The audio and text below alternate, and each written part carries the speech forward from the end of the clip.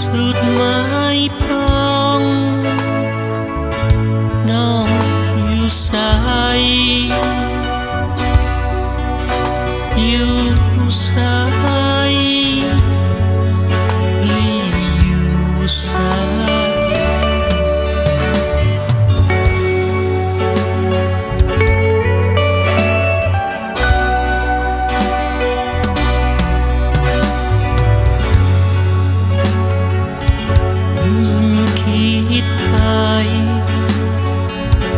ใจ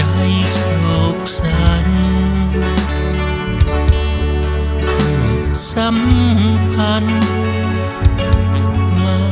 จืดจางห่างหาย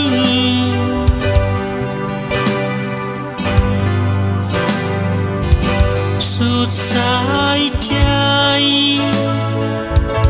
แล้วเมื่อ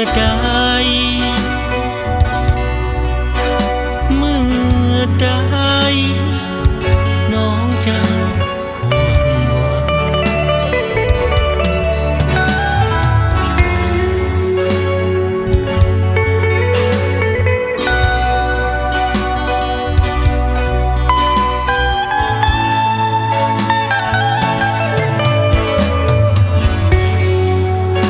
กลับมาเจอที่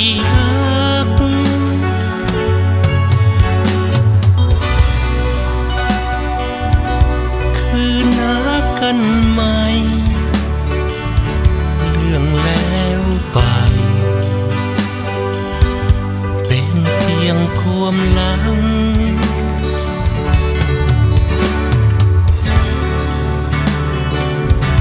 อายนี้ยังฮักน้องอยู่ทางเคยมี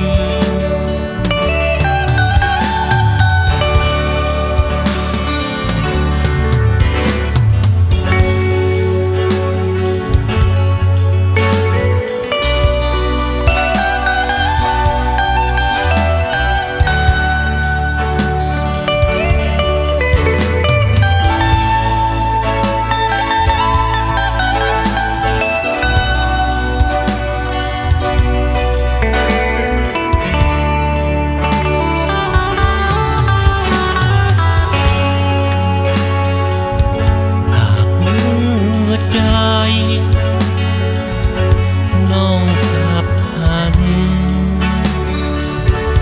ผูกสัมพันธ์มันดังเคยอายนี้